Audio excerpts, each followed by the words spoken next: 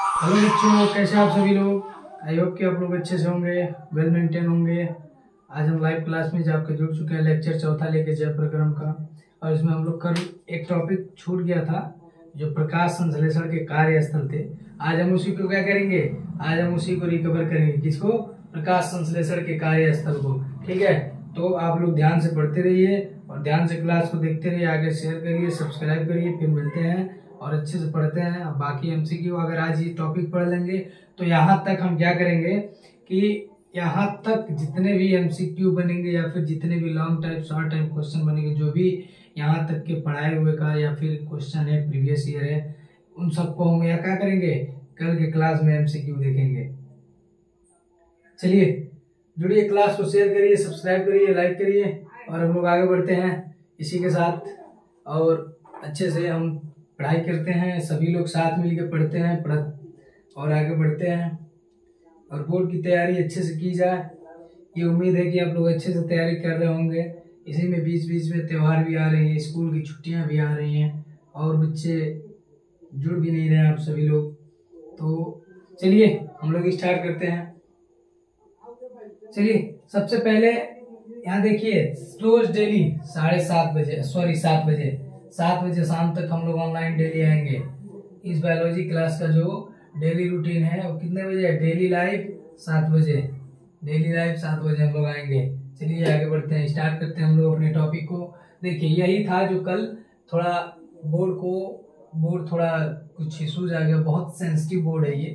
अगर इस पे थोड़े से धूल के अगर छोटे पार्टिकल भी आ रहे हैं फिर भी ये काम करना शुरू कर दे रहा है।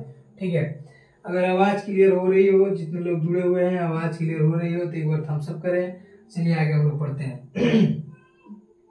कह रहे प्रकाश संश्लेषण के कार्यस्थल, कह रहे कि साइट ऑफ फोटोसिंथेसिस। कह रहे कि प्रकाश संश्लेषण की क्रिया, यानी कि कह रहे कि प्रकाश संश्लेषण की क्रिया पत्तियों के हरित लवक में होता है। हरित लवक आपको पता है कि क्या हो सकता है? क्लोरोप्लास्ट। अब कह रहे कि हरित लवक हरे रंग के कोशिकांग होते हैं। हरित लवक क्या है जो इसकी बात कर रहा है? हरित लवक का ये क्या है? कह रहा है कि हरे रंग का, किस रंग का? हरे रंग का ये क्या है? कोशिकांग होते हैं। क्या होते हैं? कोशिकांग होते हैं। ठीक, तो कह रहा है कि यह पत्ती के पर्णमध्योतक आप समझ रहे हैं? ये क्या हो गया? ये हमारा लीफ हो गया। क्या हो गया? ये लीफ हो गया। ठीक, और इसमें जब हम देखेंगे तो ये क्या है? ये जो बीच वाली पोर्शन होती है, ऐसे हम जब इसको काटते हैं और जब यहाँ से इसकी संरचना देखेंगे, इसकी संरचना जब ऐसे देखेंगे तो ऐसे कुछ दिखेगा ये संरचना इस प्रकार से। और इधर से जब देखेंगे तो यहाँ क्या होगा? यही क्या है? यही मध्य वाले भाग हैं। ठीक है, ये पूरा पर्ण मध्योतक वाला भाग है। ठीक, और कह रहा है कि पर्ण मध्योतक में सर्वाधिक सक्रिय होते हैं। कौन? ये जो क्या होते हैं? हरित लवक। किसमें होते हैं? उसके पर्ण मध्योतक में क्या होते हैं? ज्यादा एक्टिव, मतलब सक्रिय होते हैं। और कह रहे हैं कि प्रकाश संश्लेषण उपकरण की तरह कार्य करते हैं। उपकरण समझ रहे हैं? उपकरण समझ में आ रहा है? मिस्टर इंडियन जुड़ चुके हैं। अगर आवाज क्लियर जा रही हो तो थोड़ा आप लोग थम्स अप करिए, आवाज अगर क्लियर हो रहा हो तो। ये क्या है? ये कह रहा है कि ये एवं प्रकाश संश्लेषण उपकरण का काम कर रहा है, किसी इंस्ट्रूमेंट की तरह काम कर रहा है। ठीक है, और कह रहा है कि पौधों में हरा चट्टा तथा फैला हुआ भाग क्या होता है? पत्ती होता है। हमने वही कहा। देखिए क्या है, एक तो ये चपटा हुआ भाग है। ठीक है, क्या कौन सा भाग है? एक तो ये चपटा हुआ भाग है। चलिए इसको ग्रीन कलर में इसको बनाते हैं पत्ती को अच्छे से। पर्ण मध्योतक आपको समझ में आएगा, उम्मीद होगा। चलिए देखिए ये हम क्या कर रहे हैं? एक लीफ बना रहे हैं, लीफ। ठीक, और बीच से हम देखेंगे ये क्या हो रहा है ब्रो। ठीक है, तो हम जब ग्रीन से इसको देखेंगे तो क्या कर रहा है भाई? इस प्रकार से कुछ ये काम कर रहा है, इस प्रकार से ऐसे। ये क्या है? ये चपटा और फैला हुआ भाग क्या हो सकता है? ये लीफ हो सकता है। ठीक है, ये लीफ हो सकता है। मिस्टर इंडियन ओके कुमार जुड़ चुके हैं।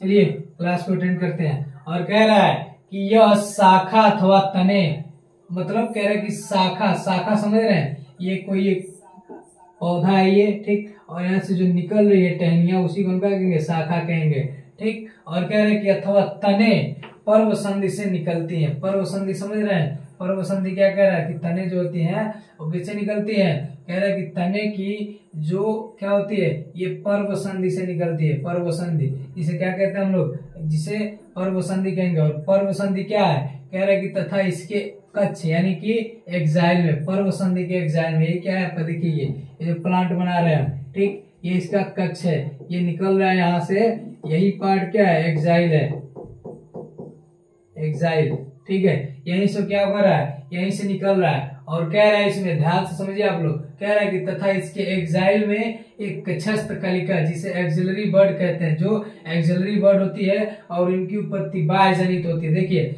हमने कहा कि हम यहाँ प्लांट बना रहे हैं, ध्यान से देखिएगा, ये क्या है, ये एक प्लांट हमने बना दिया, ठीक। और ये प्लांट जो है यहाँ से क्या हो रहा है, एक टहनी या फिर टहनियां निकाल रहे हैं, तने निकाल रहे हैं, ठीक। और जो ये पोर्शन होता है यही क्या है, इसकी यही कक्ष है। और इसी कक्ष पे क्या होते हैं, इसी एक्साइल पे, एक्साइल कहते हैं जिसे, इसी एक्साइल पे क्या होते हैं, कक्षस्थ कलिकाएं निकलती है, बड निकलता है, यहीं से क्या होता है, यहीं से बड निकलता है, बड, जो आगे चल के पत्ती या फिर टहनी का निर्माण करते हैं। वही कह रहा है कि उसे हम क्या कहेंगे, एक्सिलरी बर्ड कहेंगे, क्या कहेंगे, एक्सिलरी बर्ड। और कह रहा है कि इनकी उत्पत्ति बाह्य जनित होती है। बाह्य जनित मतलब बाह्य जनन की प्रक्रिया द्वारा होती है। वाकई में होता है भाई, यहाँ एक्साइल है तो बाह्य जनित मतलब कि ये इसके कक्षस्थ कलिका यानी कि ऊपर निकल रहा है, इसके बाहर उसकी जनन हो रही है, मतलब प्लांट के अंदर से तो प्रक्रिया चल रही है लेकिन कहाँ निकलता है, ये बाहर वाली पोर्शन पे निकलता है। चलिए आगे बढ़ते हैं।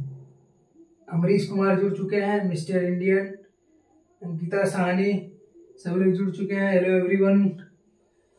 चलिए इसकी उनकी उत्पत्ति कहाँ से होती है, इनकी उत्पत्ति बाह्य जनित होती है। आपने समझ लिया कि कहाँ है ये बाह्य जनित, ठीक। अब चलिए, अब कह रहे हैं कि पत्तियों में प्रकाश संश्लेषण हेतु अनुकूलन, मतलब कि जो पत्ती है उसमें प्रकाश संश्लेषण किस अनुकूल से होता है, किस अनुकूलन की प्रक्रिया में होता है, उसको ध्यान से समझते हैं। देखिए कह रहा है, ध्यान से समझने का प्रयास करिए आप लोग, नहीं तो उड़ जाएगा, माइंड से रिलीज हो जाएगा। देखिए कह रहा है कि ये जो लीफ है, जो पत्ती है, कह रहे कि पत्तियां प्रायः चपटी होती हैं तथा कार्बन डाइऑक्साइड एवं प्रकाश को क्या करती है, ये अवशोषण होती, उनके सतही क्षेत्रफल अधिक होता है। देखिए पत्तियां जो होती है क्या होती है भाई, कह रहे कि पत्तियां चपटी होती हैं, किस आकार में होती है पत्तियां।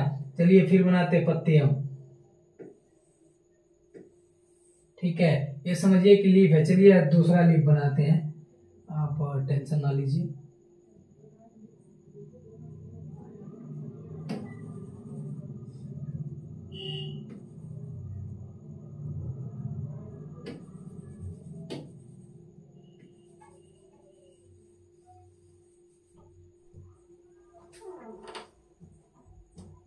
चलिए लीफ बनाते हैं। मान के चलिए कि हम एक लीफ बना रहे हैं, किस आकार की है, ये चपटी है, कैसे, ये चपटी है। और कह रहा है कि ये जो इनके सतह होते हैं ये क्या होते हैं, अधिक होते हैं। यही इसी सतह की बात कर रही है, पूरे पत्ती की जो सतह है क्या होती है, ये अधिक होती है। क्यों अधिक होती है, क्योंकि जो सतह अगर अधिक नहीं होगी तो फिर कैसे प्रकाश संश्लेषण होगा, कैसे सूर्य की और कार्बन डाइऑक्साइड को कैसे ऑब्जर्व करेंगे।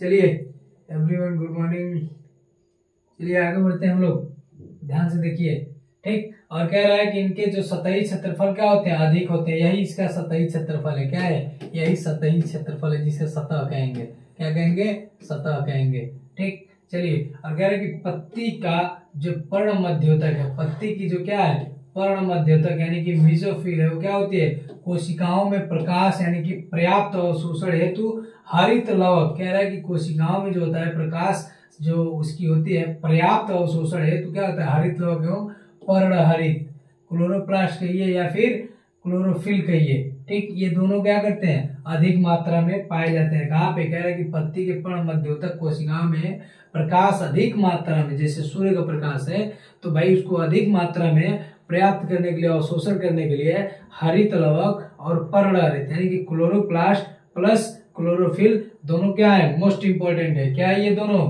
कह रहा है, ध्यान से सुनिए क्या कह रहा है, कह रहा है कि क्लोरोफिल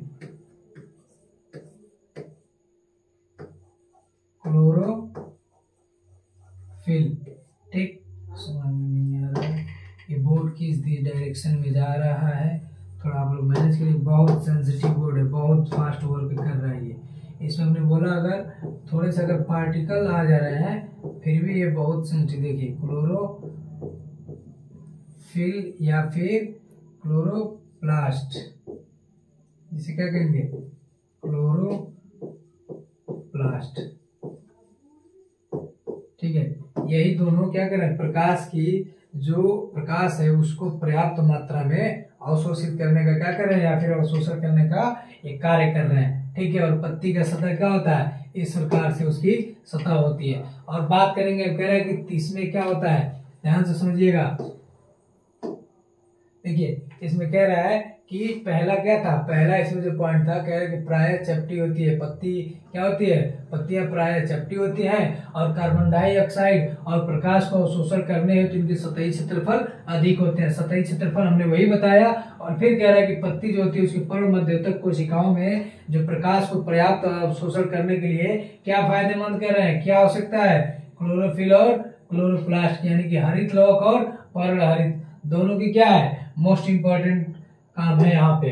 ठीक, अब कह रहा है तीसरा पॉइंट, कह रहा है कि कार्बन डाइऑक्साइड, समझिएगा क्या कह रहा है कि कार्बन डाइऑक्साइड के अवशोषण व ऑक्सीजन के विमुक्ति हेतु पत्तियों पर अनेक छोटे छोटे रंध्र होते हैं। देखिए कह रहा है कि कार्बन डाइऑक्साइड के अवशोषण करने के लिए और ऑक्सीजन को विमुक्त करने के लिए, विमुक्त समझ रहे हैं, जो उस पर मतलब जब ये भोजन बन रहा है उस समय तो प्लांट क्या करता है, ऑक्सीजन रिलीज करता है। ठीक है, तो वही विमुक्त मतलब बाहर निकालना, कार्बन डाइऑक्साइड को अपने अंदर क्या करता है, ये अवशोषित करता है। और वही कह रहा है कि पत्तियों पर अनेक छोटे छोटे रंध्र होते हैं। रंध्र क्या होते हैं, जिसे स्टोमाटा कहते हैं इंग्लिश में।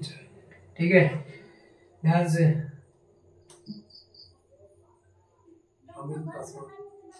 अमित पासवान सर, अनुकूलन वाला अर्थ क्या होता है, अनुकूलन, बहुत बढ़िया क्वेश्चन है अमित पासवान, बहुत बढ़िया क्वेश्चन। थोड़ा ध्यान नहीं दिया गया, लेकिन अनुकूलन का अर्थ देखिए, कह रहा है कि अनुकूलन, आप बहुत मतलब अभी लेट लग रहा है जुड़े हुए हैं, तो अनुकूलन शब्द आप बता सकते हैं आपको कि जो पत्तियां या फिर प्रकाश होते हैं, ये क्या हो, जो प्रकाश होता है और उसके बाद से जो ये कार्बन डाइऑक्साइड होता है उसको क्या करता है, उसको अवशोषित करने के लिए या फिर उसको अपने अंदर ऑब्जर्व करने के लिए उसका अनुकूलन होना सबसे इंपॉर्टेंट है। ठीक है, क्या कह रहा है, अनुकूलन होना, वॉइस ऑफ संगम। हेलो, समझ में आया अमित पासवान, आप फिर पूछ सकते हैं। गुड इवनिंग, रामपाल सर जुड़ चुके हैं हमारे। ठीक है, हम उन्हीं को बता रहे हैं। ठीक है, अब अनुकूलन समझ में आया। पत्तियों में देखिए हमने कहा कि जो इसका टॉपिक है पत्तियों में प्रकाश संश्लेषण हेतु अनुकूलन, तो वही उसी अनुकूलन के बारे में बता रहे हैं कि पत्ती के अंदर क्या क्या अनुकूल या फिर किसके अनुकूल कार्य हो सकता है पत्तियों में। समझ में आया? फिर एक बार कमेंट कर सकते हैं आप, अगर समझ में आया तो आप थम्स अप कर सकते हैं अमित पासवान। जीवों में अनुकूलन का अर्थ होता है, देखिए प्लांट में अनुकूलन का अर्थ अलग होता है और जीवों में अनुकूलन का अर्थ अलग होता है। देखिए जीवों में अनुकूल क्या होता है, जो एनिमल है, जो जीव या फिर हमें है, अपने रहने के अनुकूल जगह देखेंगे तभी रह पाएंगे, नहीं रहेगा तो नहीं रह पाएंगे। उसी प्रकार से पत्तों, अगर प्लांटों में देखेंगे तो इनके पत्तियों का या फिर अनुकूल होना सबसे इंपॉर्टेंट है कि किस प्रकार से पत्तियां काम करें, उसके अंदर क्या क्या पार्ट हो सकता है। स्टोमा हो सकता है, स्टोमा के अंदर ग्रेना हो सकती है। अब उस ग्रेना में उपस्थित आपके जो क्लोरोप्लास्ट, क्लोरोफिल है, वो सब मिलकर क्या करेंगे, सनलाइट को ऑब्जर्व करके खाना बनाने का या फिर भोजन बनाने का कार्य करेंगे। इस प्रकार का अनुकूलन पत्तियों में। अगर हमारे अंदर अनुकूलन क्या है, हम किसी जगह पे रह रहे हैं तो वहां देखेंगे कि खाने की हमें क्या है, खाने की व्यवस्था है कि नहीं, कहाँ से हमें भोजन प्राप्त होगा, कैसे होगा, ये दोनों के अनुकूलन अलग अलग हैं। ठीक है, समझ में आया आपको कि जीवों में अनुकूलन और पत्तियों में अनुकूलन? अगर आया समझ में तो एक बार थम्स अप कर सकते हैं। चलिए ध्यान देते हैं हम लोग।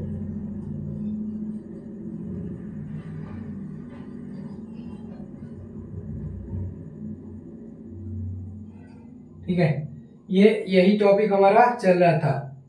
थम्स अप कर सकते हैं, समझ में आया? एक बार जोरदार थम्स अप कर सकते हैं आप सभी लोग, जितने लोग जुड़ चुके हैं जोरदार थम्स अप करिए।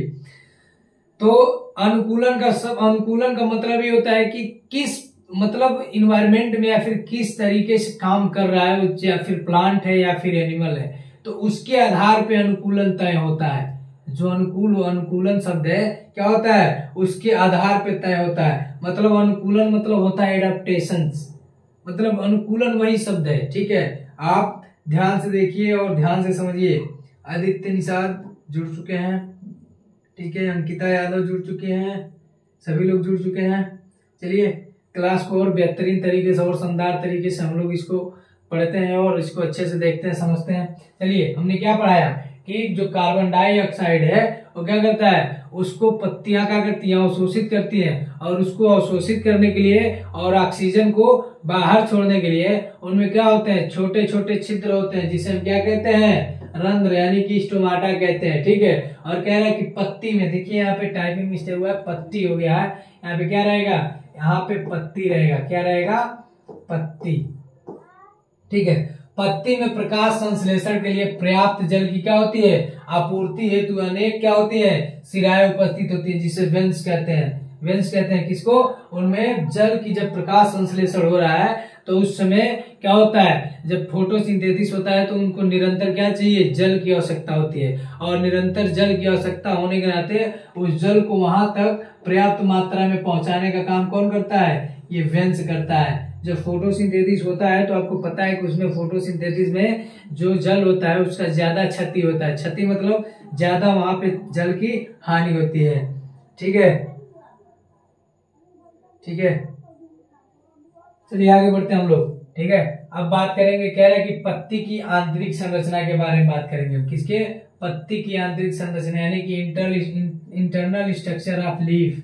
क्या पढ़ेंगे, इंटरनल स्ट्रक्चर ऑफ लीफ के बारे में पढ़ेंगे। चलिए इसमें क्या क्या हो सकता है, पहला कह रहा है कि बाह्य त्वचा, जिसे हम एपिडर्मिस कहते हैं। क्या कहते हैं, बाह्य त्वचा, जिसे हम एपिडर्मिस कहते हैं। और कह रहे हैं कि रंध्र और क्या कहते हैं, द्विकोशिकाएं, मतलब द्वार कोशिकाएं, द्विकोशिका कह रहे हैं कि रंध्र और द्वार कोशिकाएं, द्वारा हो गया है, ये द्वार कोशिकाएं रहेंगी, आप ध्यान दीजिएगा इसे। कह रहे हैं कि स्टोमाटा एंड गार्ड सेल। ठीक है,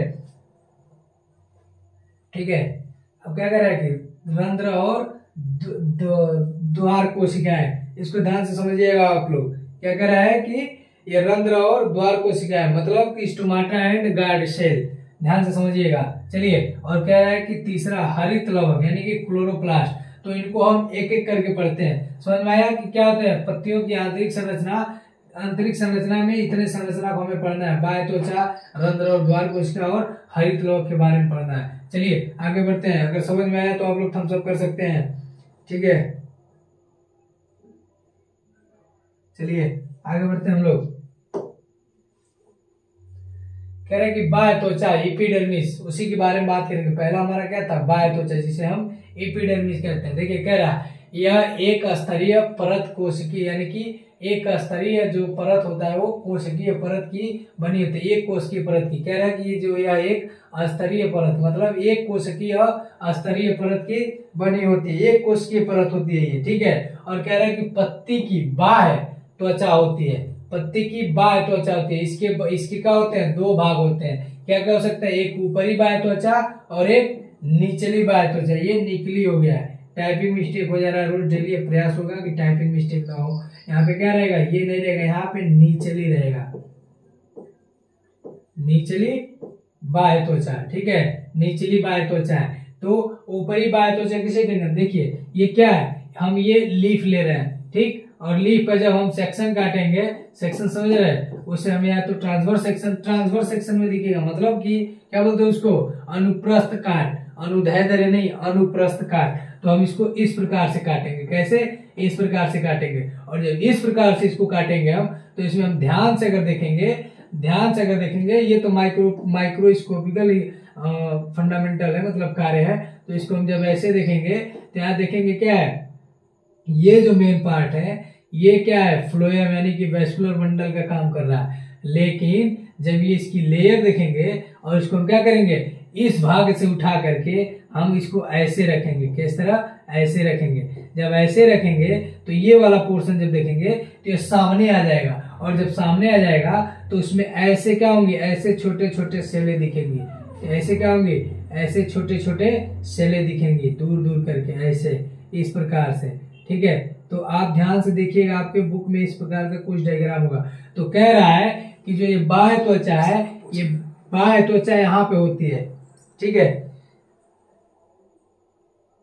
सचिन यादव, एक कोश की परत क्या होती है? देखिए, एक कोश की परत वो होता है कि जो केवल एक सेल से ही बना होता है, केवल एक सेल से ही बना होता है, जो पत्ती होती है।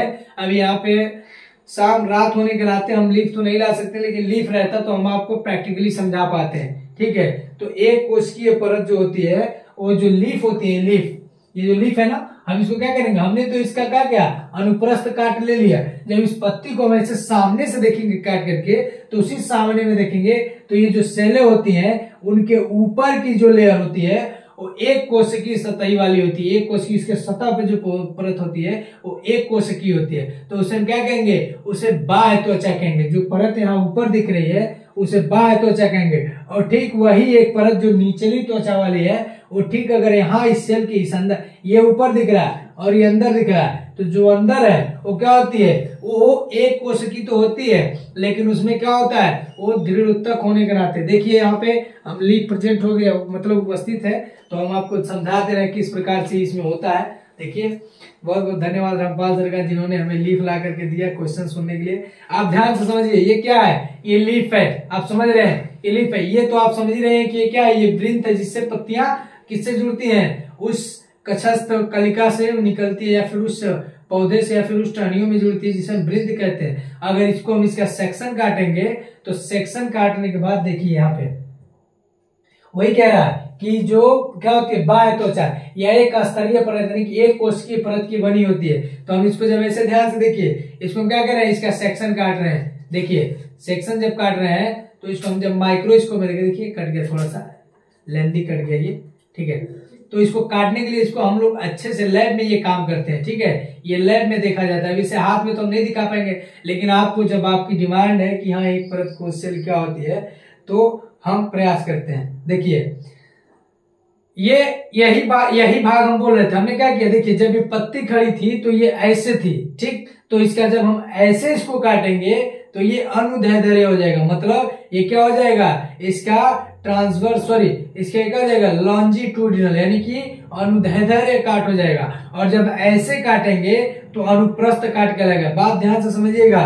जब देखिए, जब हम लीफ को उसके ऊपर वाले पोर्शन के, मान के चलिए ये पत्ती है, ध्यान से समझिए, ये पत्ती है, जब इसको हम इधर से ऐसे जब काटेंगे तो ये क्या कहलाएगा, ये एलएस कहलाएगा, जिसे लॉन्जिट्यूडिनल कहेंगे, ठीक है, इंग्लिश में लॉन्जिट्यूडिनल कहेंगे। और जब इसी लीफ को हम इस साइड से काटेंगे तो इसे क्या कहते हैं, इसे टीएस कहते हैं, यानी कि ट्रांसवर्स सेक्शन, मतलब अनुप्रस्थ काट कहते हैं। तो हम इसको किस तरीके से देख रहे हैं, टीएस काट रहे हैं, क्या, ट्रांसवर्स सेक्शन काट रहे हैं, क्या काट रहे हैं, ट्रांसवर्स सेक्शन काट रहे हैं। तो जब ट्रांसवर्स सेक्शन हम काट रहे हैं तो इसी ट्रांसवर्स सेक्शन में हमें ये जो पार्ट दिख रहा है, ध्यान से देखिएगा, दिख रहा है कि नहीं दिख रहा है, आगे दिखा रहे हैं, देखिए, ये जो पार्ट है ये जाइलम फ्लोएम वाला काम करने वाला पार्ट है।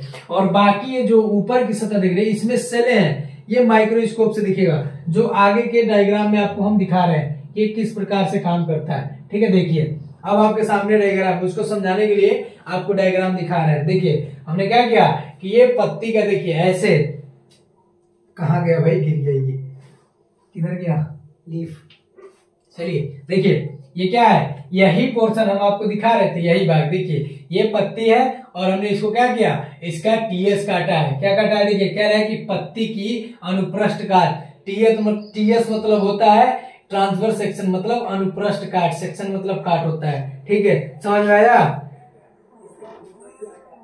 ठीक है। हाँ, मिला। तो आप देख सकते हैं, आप लोग अच्छे से इसको समझिए और समझने का प्रयास करिए, ठीक है, समझ में आया। जो क्वेश्चन पूछे थे वो दिखाई नहीं दे रहे, सचिन यादव, आप समझ में आया आपको, चलिए आगे बढ़ते हैं, ठीक है। यही क्या हमारा, देखिए, ये इसकी निचली बाह्य त्वचा है। देखिए, हमने क्या कहा, ये जो पोर्शन है ये निचली बाह्य त्वचा है, ध्यान से समझिए, निचली बाह्य त्वचा। आपको समझाने के लिए हमें डायग्राम ही उठाना पड़ेगा। देखिए, इसके अंदर की जब हम काट रहे हैं सेले, एक सेलों की अगर बात करें तो वहां से जब उठा रहे हैं तो इस सेल के ऊपर देख रहे हैं मोम की उप त्वचा, यानी कि उप त्वचा मतलब वैक्सी क्यूटिकल, क्यूटिकल मतलब होता है उप त्वचा और मोम मतलब होता है वैक्सी, तो समझिए आप लोग ऐसे समान, ठीक है। तो ये जो सेल है ना, हमने ऐसे ही आपको बताया था कि इस प्रकार से हम ये सेल लेंगे, ऐसे सिस्टमैटिक ढंग से इस सेलों को क्या करेंगे हम ऐसे लेंगे, और उसके बाद से जो उसके ऊपर ऐसे कनेक्ट होकर के जो टिश्यू चल रही है, जो लेयर चल रही है, सॉरी टिश्यू कह रहा है, जो लेयर चल रही है, ये क्या है, यही आपकी क्या है, ये बाह्य त्वचा है, ऊपरी बाह्य त्वचा है, ठीक है। क्या है ये, ऊपरी बाह्य त्वचा है। और ठीक उसी प्रकार से जब निचली बाह्य त्वचा हम देखेंगे तो इसके अंदर अनेक प्रकार से क्या है, सिंबल बने हुए, देखिए ऐसे ऐसे बना हुआ है, ठीक, ऐसे ऐसे पोर्शन बना हुआ है, आप देख सकते हैं, ठीक है। अब इसके अंदर कुछ ऐसे पार्ट है जो जगह बना हुआ है, और इस वाले पोर्शन पे क्या है, हरित लवक आपके है, ठीक है, जो हरित लवक है। और उसी प्रकार से ये सारे बने हुए, इसमें डायग्राम देखिए आप अच्छे से। और फिर इनको सिस्टमेटिक तरीके से सज जाने के बाद फिर इसके नीचे ऐसे ही संरचना जब बनेगी, ऐसी संरचना जब बनेगी, तो इसी संरचना के नीचे फिर ये तो ऊपरी त्वचा हो गई, लेकिन ठीक उसी प्रकार से इसके नीचे एक तो इसके ऊपर वाली हो गई और एक इसके नीचे वाली हो गई। तो जब यहाँ नीचे से लेयर चलेगी, ध्यान से समझिएगा, जब इसके ऊपर से लेयर चलेगी, ठीक, इसके ऊपर से जब लेयर चल रही है, सतह चल रही है, तो एक कोश की सतह क्या है, ये ऊपरी बाह्य त्वचा है। और वही जब नीचे से चलेगी ऐसे कनेक्ट होकर के, तो क्या है, निचली बाह्य त्वचा। देखिए इसमें वही समझाया आपको, ये जो पोर्शन दिख रहा है ये आपका ऊपरी बाह्य त्वचा है, और फिर इन सबको सिस्टम, ये आपका हरित लवक है। इसमें क्या है, हरित लवक के अंदर ये पूरे जो पार्ट दिख रहे हैं ये क्या आपके वायु कोश है, ठीक। और ये नीचे जब सेट हो रहा है तो यही जो पोर्शन अब चल रहा है ये क्या है आपका, ये निचली बाह्य त्वचा है। समझ में आया, बता सकते हैं, बता सकते हैं आप लोग।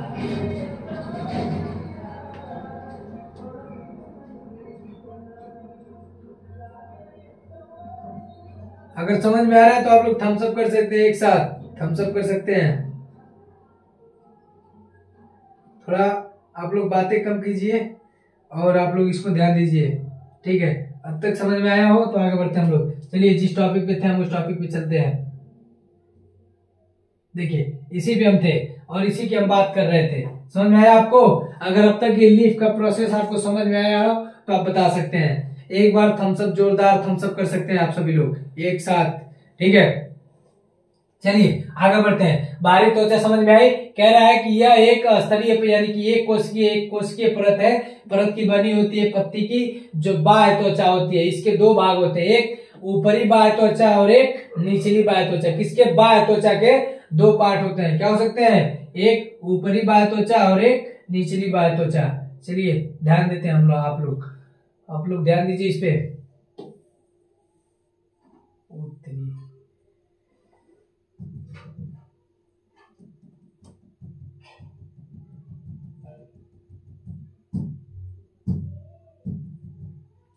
चलिए ध्यान देते हैं हम लोग।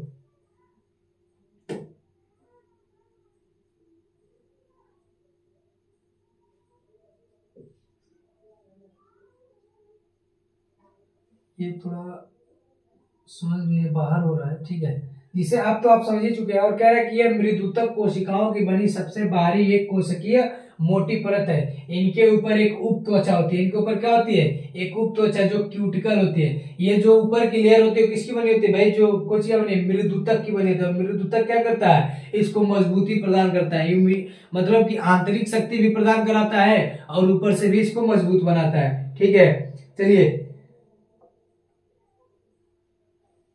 चलिए आगे हम लोग देखते हैं।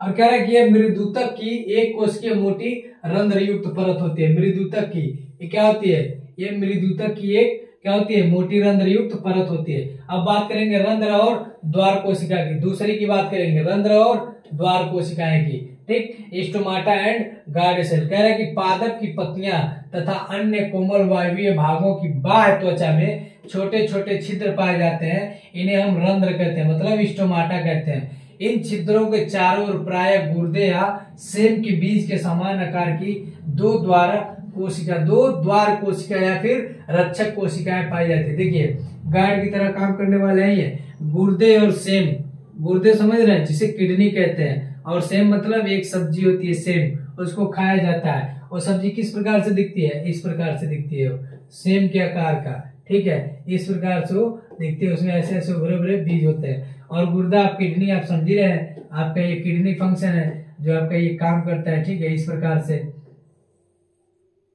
ठीक है। जो किडनी हमारा किस प्रकार से काम करता है बताइए, उसका मेन काम क्या है किडनी का, जो कह रहा है कि एक तो गुर्दे और या फिर सेम के बीज के आकार का हो सकता है। तो हमारा किडनी का फंक्शन है, बस हम किडनी बना रहे हैं, ठीक है, आप समझिएगा इसको। इस प्रकार से हमारे किडनी रहते हैं, ठीक। इस प्रकार से क्या है, जो स्टोमाटा है, जो छिद्र, जो रंध्र है, वो उसी प्रकार से दिखता है। चलिए इसकी आगे की हम बात करते हैं। कितने लोग कमेंट में हैं, कमेंट में बताइए। चलिए कमेंट में बताइए, कमेंट में कितने लोगों को समझ में आया। ये आपका सेम है, सेम के बीज के आकार का हो सकता है, इस प्रकार से सेम भी होता है और उसका बीज भी ऐसे ही होता है, ठीक है, बीज इसका ऐसे होता है, ठीक। और यहाँ से उसकी क्या होती है, उसकी जर्मिनेशन पोर यानी कि ट्यूब होता है। ये जब सीडलिंग पढ़ाया जाएगा तो बताया जाएगा कि सीडलिंग क्या होता है, जर्मिनेशन क्या होता है। चलिए आगे बढ़ते हैं। चलिए इतना समझ में आया, अब आगे बढ़ते हैं हम लोग। अगर समझ में आया तो थम्स अप कर सकते हैं, ठीक है। चलिए ये तो हमने बताया ही है। और कह रहा है कि प्रकाश संश्लेषण की प्रक्रिया के लिए गैसों का आदान प्रदान करना।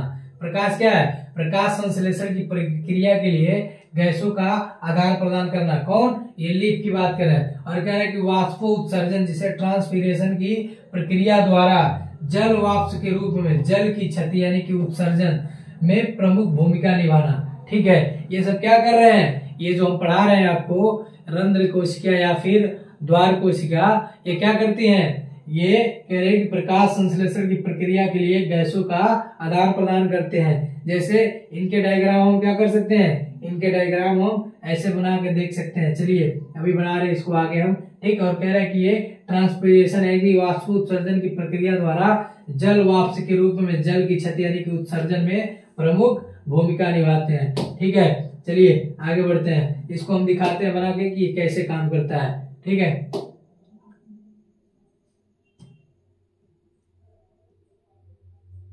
ठीक है, ये हरित लवक है। तो हरित लवक बताने से पहले हम आपको बता दें कि ये जो स्ट्रोमा है ये किस प्रकार का होता है। चलिए देखते हैं ध्यान से।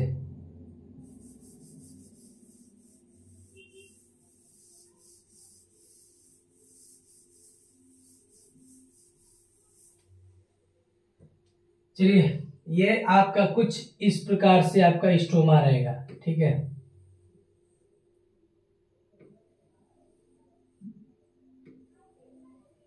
ठीक, और इसके ऊपर ऐसे ऐसे जो इनकी पत्तियों की लेयर होगी, जो लेयर होती है वो इस प्रकार से होती है, ठीक है, जो अगल बगल इनके होती है। लेकिन हमें मेन फंक्शन किसका समझना है, हमें मेन फंक्शन स्टोमा का समझना है, ठीक है। हमें मेन फंक्शन किसका समझना है। भाई कोई कुछ पूछ नहीं रहा है, आपस में वार्तालाप आप लोग कर रहे हैं, कुछ पूछिए तभी तो कुछ बताया जाएगा। बताइए, कोई पूछ सकता है, कुछ पूछिए आप लोग तभी तो बताया जाएगा आपको। चलिए हम लोग बात करते हैं। देखिए ये जो पोर्शन होता है ये क्या है, ये हरित लवक होता है, ठीक है, ये हरित लवक होता है। इस प्रकार से सिस्टमैटिक ढंग से हरित लवक इसमें क्या होते हैं, विराजमान होते हैं, ठीक है, जिसे हम हरित लवक कहेंगे, हरित लवक कहेंगे। और ये क्या है, यही आपका क्या दिख रहा है भाई, यही आपकी क्या है, ये कह रहा है कि ये रंध्र छिद्र है, मतलब यही क्या है, ये रंध्र छिद्र है जिसकी हम लोग बात कर रहे हैं। क्या ये रंध्र छिद्र, रंध्र छिद्र, जिसके द्वारा क्या हो रहा है, कार्बन डाइऑक्साइड को अवशोषित किया जाता है और ऑक्सीजन को बाहर निकाला जाता है, ठीक है। चलिए